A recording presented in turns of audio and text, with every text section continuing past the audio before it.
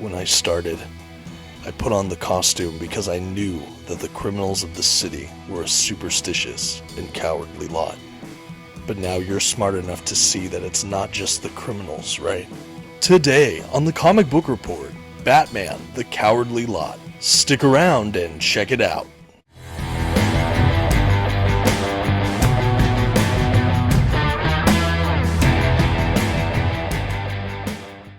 Greetings from the Batcave, everyone. My name is Dominic, and you're tuning in to the Comic Book Report, where we review comic books and graphic novels so you can get an idea of what to read.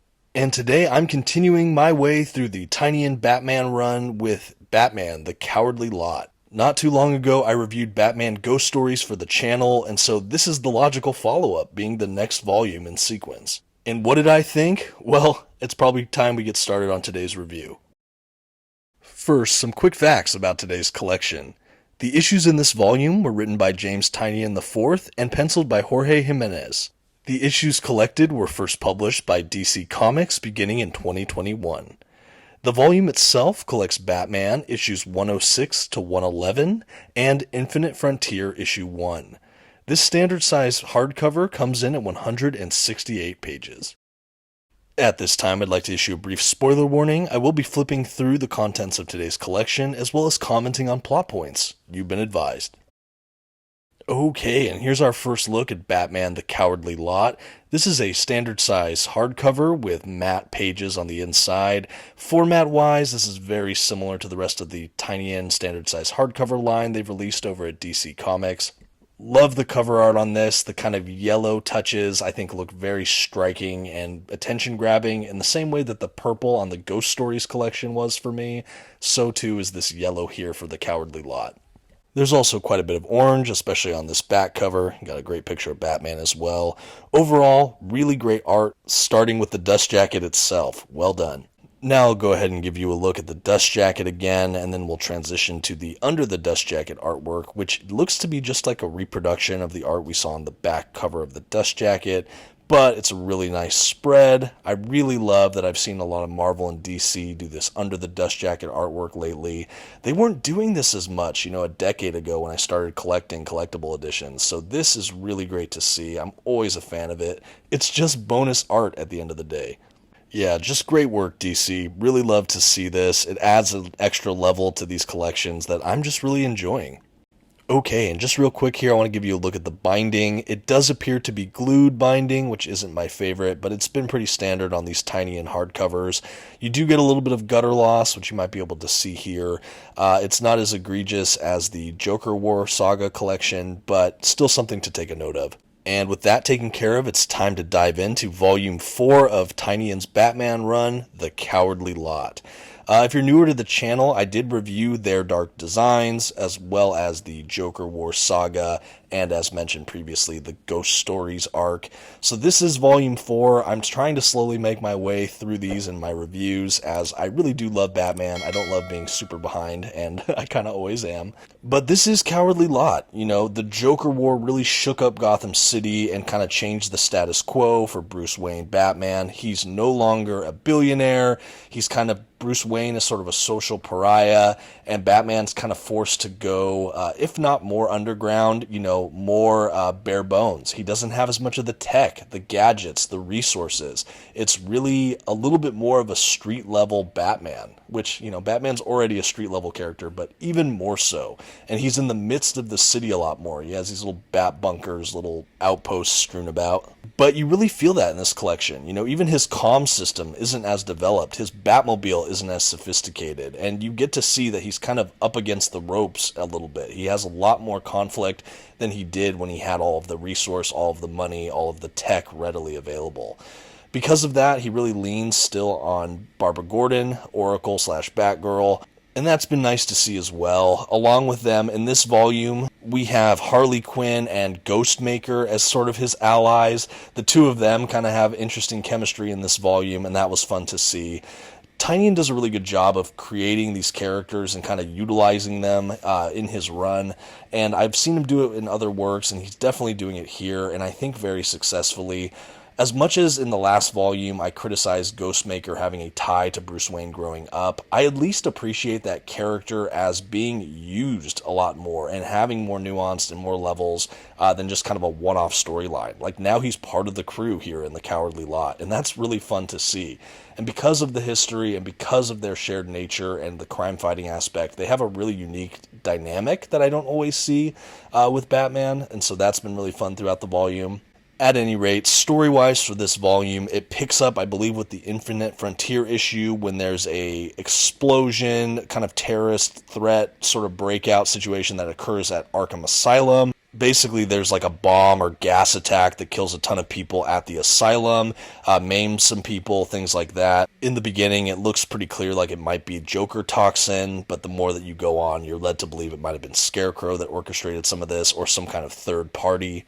But after that event, which is called A-Day, the city gets extra fearful, extra afraid. They don't know if Joker's back. They don't know if it's Scarecrow. They don't know what's happening. And the idea is that through Cowardly Lot, we see all the people of Gotham being just completely submitted to just fear and worry and anxiety. And when they start to think that Scarecrow might be behind it, they see all these scarecrows, like physical scarecrows of straw, pop up at different important locations around the city. They kind of feel like the fear is just mounting, and Batman is thinking how insidious that Scarecrow is doing this without any fear toxin. He's just creating a city of fear, you know?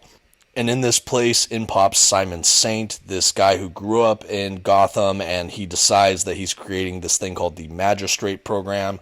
It's sort of like a RoboCop super soldier kind of program that is going to be the new future of crime fighting. Like, the cops will handle more human threats, but all of these supervillains and masked people will be taken down by the Magistrate. And it's sort of the super cops, super policing force. They think Batman has been inefficient or obsolete or making matters worse. The mayor, ultimately out of fear, decides to fund and give all this emergency power to the magistrates. They make this like super cop guy who's kind of a psychopath. And essentially things just get worse from there.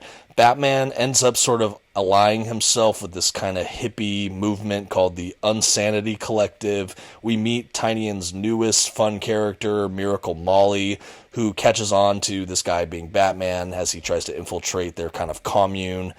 Anyway, this group gets kind of blamed for all these ongoing terrorist attacks, and that's kind of used as the scapegoat for the magistrates to just attack, destroy, kill. And Batman sort of allies himself with this group, so now Batman looks like a traitor and all of these things. That's the central conflict and storyline for this event, but it really is all just a setup for the Fear State event, which comes next. And I think that that's maybe one of my bigger criticisms of this book. I almost wish that this was combined with the Fear State event for one larger volume, because this really ultimately, while it does have its own plot, it really does serve Fear State. All the issues just about start off with presumably Batman being tortured by Scarecrow and him remembering how they got there, and that is the Cowardly Lot arc here. I think that it would have maybe serviced this collection better if it had been fused with the Fear State event as one larger volume. Because unlike their Dark Designs, which ended up sort of being a lead-in to Joker War, I feel like their Dark Designs was a much fuller and more complete story in and of itself that almost as an epilogue kind of led into the fact that, hey, Joker War is coming, versus Cowardly Lot really just feels like a prologue. Like, the whole thing feels like a prologue to Fear State. I think you can still read it by itself and enjoy it, but without Fear State, you almost feel like you're missing the third act, or you're missing the payoff.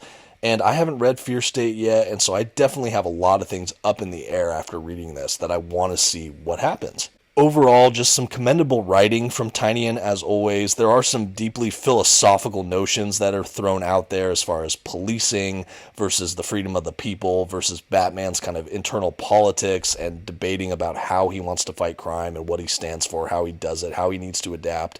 Things like that I all thought were really rich in this collection. I loved the new character Miracle Molly. The dynamic between Harley Quinn and Ghostmaker was a ton of fun.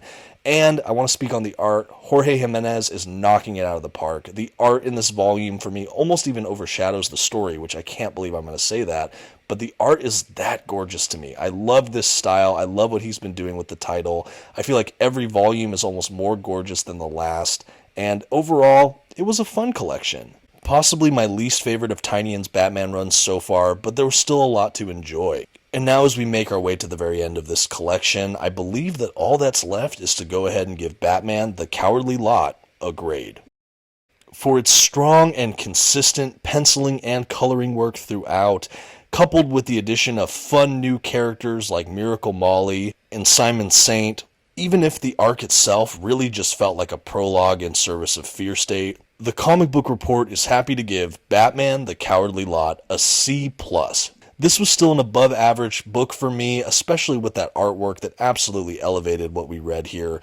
The writing was strong, they explored some philosophical ideas that I enjoyed reading, but overall it did just feel like a prologue to Fear State. Because of that, the collection overall felt a bit emptier compared to the other volumes, but I'd still say this is an important read if you want to read all of Tynion's Batman work. Still a lot of enjoyment to be had. And that's going to do it today for the Comic Book Report. Have you read The Cowardly Lot? Let me know in the comments below, and let me know what you think of this review. Don't forget to give a like, and have a good one.